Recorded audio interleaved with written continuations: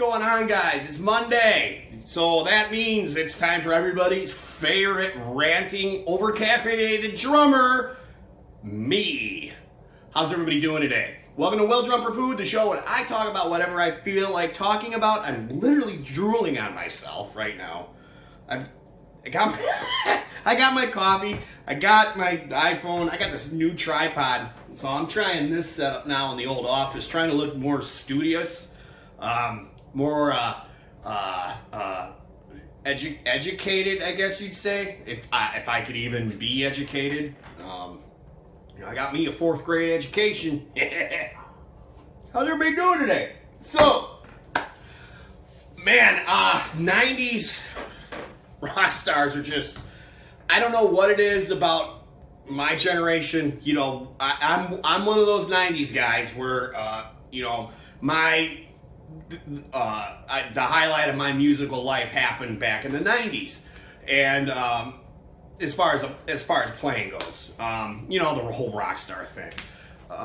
And they're just, the people from the 90's stars are just, I mean, they're just dropping like flies. It's really, really sad.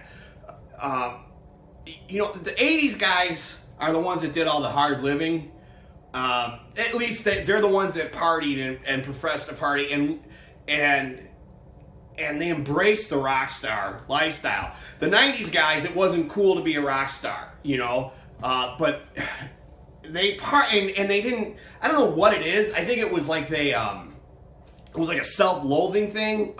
They didn't get it out, you know, it wasn't good. It wasn't fun. When they partied, it wasn't fun. It was to self-medicate. And in the 80's, I think it was different. I mean, they were having fun. I mean, there was groupies everywhere and, you know, cocaine and drugs, but it was all, everybody was having a good time. And then the 90's came around, grunge happened, and it was just this dark thing. And I think that time period and that music attracted a lot of people who were, you know, they had some personal demons, and it's really catching up to them. I mean, the music was great. I mean, there's no denying it. The music that came out of that time period was just, there was some phenomenal stuff, and it's just really, really, really sad to see what's happening. I'm talking about Dolores Reading from the Cranberries, in case you didn't know. I probably should get that out there. So, big news, with the YouTube monetization thing. Everybody's talking about it. Not so much us in the drum cover world, because we don't make any money. I make money. What I ever made money off was this stuff, and I tell you right now, I have not seen a check. And I'm probably a long way from ever seeing a check, but now I've been demonetized, and I'm sure a lot of you have. Anybody under 1,000 subscribers has now been demonetized. I see a lot of, I follow like a lot of like YouTube community, like how to grow your channel, like those type of things. And the gnashing of teeth and just the absolute meltdowns about people are having about their channels being demonetized. I can't see, like, I don't see what they're getting so upset about, because I don't see how they were making any money. You know, these videos, like these right here, are the only ones I make in my review videos. And I think the most I made since I started doing them was about $5 maybe $5 in 28 days. Ooh, how am I gonna live without that? I mean, I was never gonna get a check anyway, so I guess I'm not too upset about this. I'm just gonna keep pushing forward, you know, trying to grow my channel like normal, and maybe someday I can make some money off the reviews and the lessons and stuff that I do, which are kind of few and far between anyway. So I mean, the odds of me making money off that are pretty slim. But I want to address something kind of going along with this, that Steven Taylor, I don't know if you guys follow Steven Taylor. He does online drum lessons, Steven's Drum Shed. It's a great channel. I mean, he's a super teacher, and he's got a very modern outlook on the music industry in general. And what he did a video a while back about how this is the greatest time ever to be a musician. and I see his point. His point was, okay, it's the greatest time ever to be a musician if you're a creative musician. And granted, there's never been a better time, an easier time to get your original music recorded and put out for the public to see. Here's the problem. You can't make any money anymore. Like, you literally can't make money anymore from being a recording artist. Those days are done. They're never coming back. And with this whole YouTube monetization thing, I mean, that's another income stream for small-time musicians, right? Guys who are doing acoustic performance or whatever and putting it on YouTube. This is just another... Let's face it here. All you guys know this. Getting 1,000 subscribers is really, really hard. And if you're in a... It's really hard for drum cover guys doing music that people want to see. The general consensus is, nobody gives a crap about original music, and which is not true, but it's really, really hard to get your stuff out there. And now it's another layer to that 1,000 subscriber thing is another layer, which is another revenue stream that's being taken away from working musicians. It sucks. It really does. I don't know how to fix it. Back when I was coming up, I was talking to somebody about this a while back, they're actually doing an interview, like a local music thing, was doing an interview with me, and it's just a local music paper. It wasn't really, really small time, so I'm not like bragging or anything, but we were talking. He's the same age as me, and he made a comment about how it seems easier to become a successful musician now. I gotta disagree. Wholeheartedly, and here's why. Everybody's good. Everybody's good, and everybody has the capability now. Not everybody, but most bands have the capability to record high quality recordings and videos. Think about it.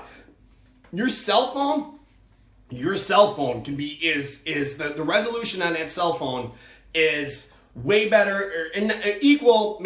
No, not as good as a camera that cost $50,000 back in the 1990s. You can buy Reaper for I think it's $60. I think the license on Reaper is $60.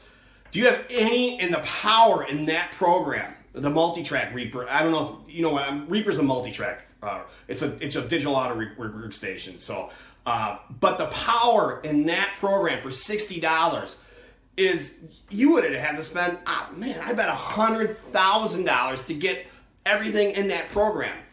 So it's easier. It's easier to record and put out product. Okay. Yes. And here's the thing about that though, is everybody has that ability now, not just a few. When my old band back in the 90s, we were lucky enough, we had an investor, and he was putting some money into us, and he bought us essentially a recording studio. He bought us a couple ADATs. I don't know if you guys know what ADATs are, but they were 8-track recorders. But you could sync them together and get, you could sync, you get two of them, sync two of them together. You got 16 tracks. So he bought us some ADATs. I think we had 3 ADATs. He bought us some microphones. He paid for like a Mackie board, and we were able, because of this guy putting money into us, he believed in this band, we were able to record an album, and it didn't cost us anything. We owed him a lot of money, but as far as like recording studio costs back then, it was $20-25 an hour, and you were rushed because you didn't have any money. You're in your 20s, you have no money, so you're rushed trying to, your performances would suffer. So we were able to record an album, basically the actual tracking of it for no money out of pocket. And then we went to Smart Studios in Madison, Wisconsin, which is where Butch Vig owned that studio at that time. If you don't know who Butch Vig is, he produced Nirvana's Nevermind. He produced Wasting Light by the Foo Fighters. I think he produced the last two. He's produced 2 Foo Fighters albums. I mean, he was a big Sonic Youth. He was a big producer in the 90s.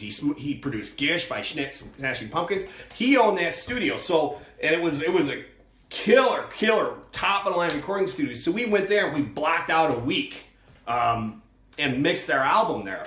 And it was probably, you know, man, I bet it was $6,000 or $7,000 to mix it. And then he's on top of that mastering, you know, and then you got to put the product out. It cost a lot of money back then to get a product out, a high quality product out. It doesn't cost that kind of money anymore. So it's, on one level, yes, it is much easier to get a high quality product out for the world to see. On the other end, it is much harder to